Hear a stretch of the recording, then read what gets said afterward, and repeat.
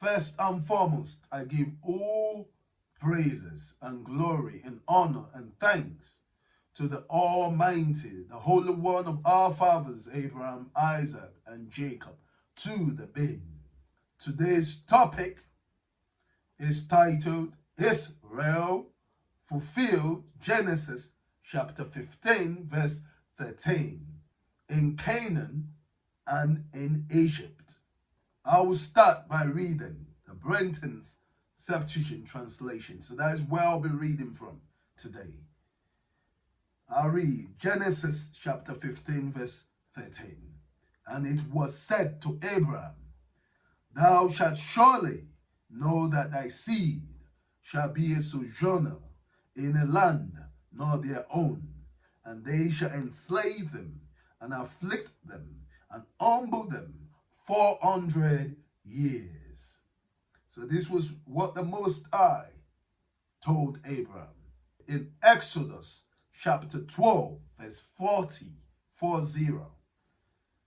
I read, And the sojourning of the children of Israel, while they sojourned in the land of Egypt and the land of Canaan, was 430 years. So this is making us understand where the children of Israel, which are the seed of Jacob, the seed of Isaac, the seed of Abraham, to whom the Most High was speaking to, and letting him understand that his seed will sojourn in a land not their own, and in that land they shall enslave them. They shall be enslaved and afflicted and humbled for 400 years. Now, in Exodus chapter 12, verse 40, we are made to understand that the seed is Israel, and the sojourning of the children of Israel, while they sojourned in the land of Egypt. So they sojourned in the land of Egypt and in the land of Canaan. And this was for 430 years. So the sojourning of the Israelites, the seed of Abraham, was in Egypt and Canaan. In total, it was 430 years. Now when we read Genesis chapter 15, verse 16, which I will read now. And in the fourth generation, so the Most High is still speaking to Abraham, after he had informed them that his seed will sojourn in a land not their own, and in that land they will be enslaved, afflicted, and humbled for 400 years. He said, the Most High said to Abraham also, that in the fourth generation they shall return hither, for the sins of the Amorites are not yet filled up, even unto now. The Most High was making Abraham understand that his seed will return in the fourth generation, which is approximately 100 years, because each generation is approximately 25 years. So in the fourth generations, when the Amorites' sins are full. And what does this mean? We'll see this being fulfilled, this verse being fulfilled in Joshua chapter 24, verse 8. Go with me to the book of Joshua chapter 24, verse 8. And he brought us into the land of the Amorites that dwelt beyond Jordan, and the Lord Most High delivered them into our hands, and ye inherited their land, and utterly destroyed them from before you.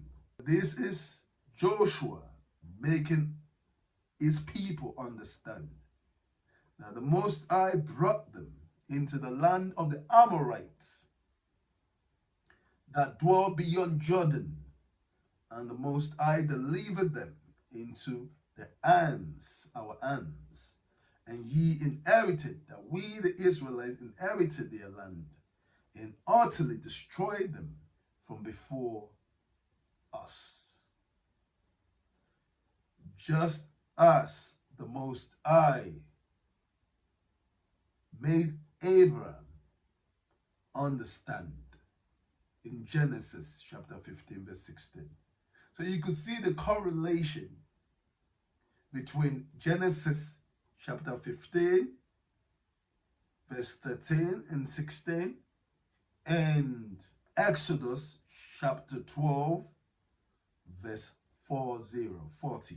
The sins of the Amorites being full would be when the seed of Abraham will return to judge them. We see the account of this in Joshua chapter 24 verse 8. The sins of the Amorites were full, and thus the Most High brought his people back to judge them, which shows that the seed the Most High was informing Abraham of is Israel,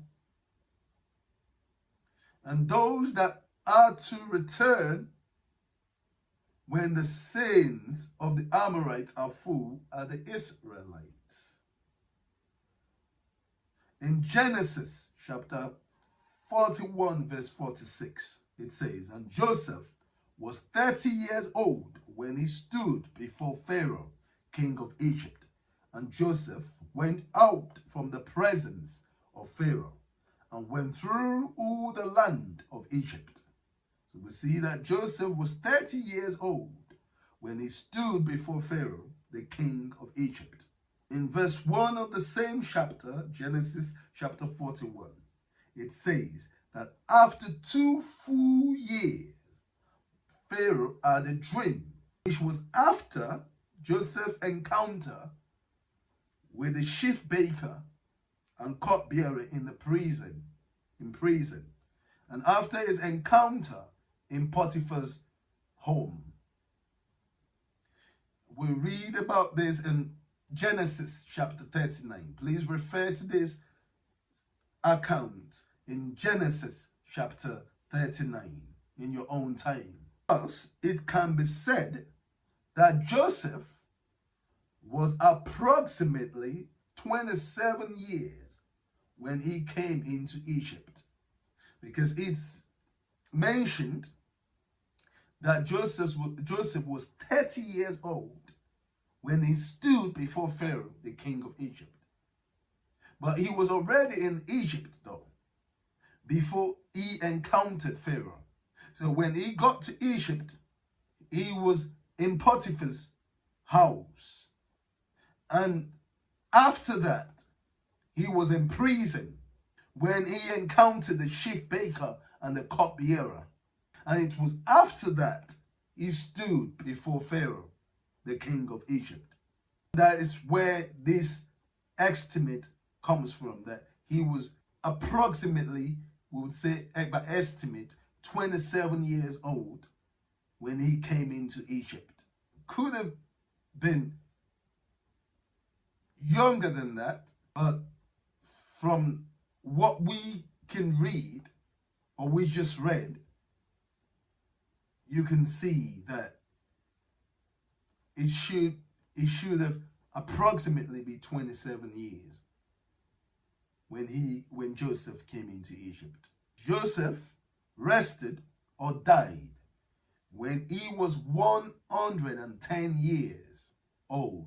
You can read this account in Genesis chapter 50 verse 26. Moses was 80 years old when he spoke to Pharaoh. Please refer to the book of Genesis chapter 7 verse 7.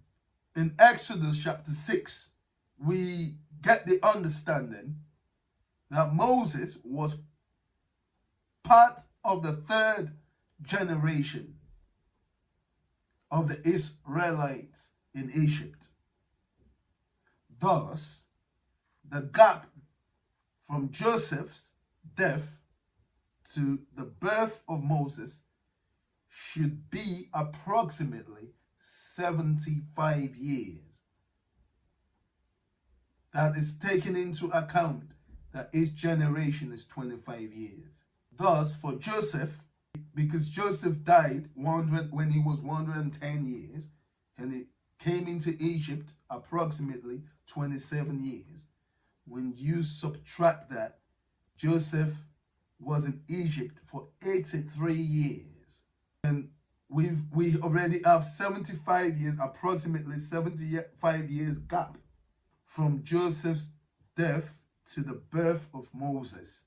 So when we add 83 years to 75 years gap and plus approximately 80 years, we get 238 years in Egypt. So we know that the affliction of the Israelites started after the death of Joseph. Then it leaves us with the gap between the death of Joseph and the birth of Moses, which is 75 years. Then in addition, with the years of Moses prior to the exodus of the Israelites from Egypt, makes it that the Israelites were approximately 155 years of affliction and slavery in Egypt. Now, if we subtract the 238 years of approximately 238 years of the Israelites in Egypt from the 430 years of the total sojourning of the children of Israel in the land of Canaan and the land of Egypt, it leaves us with 192 years, which shows that the Israelites were in Egypt approximately 238 years, in the land of Canaan prior to them being in Egypt approximately 192 years.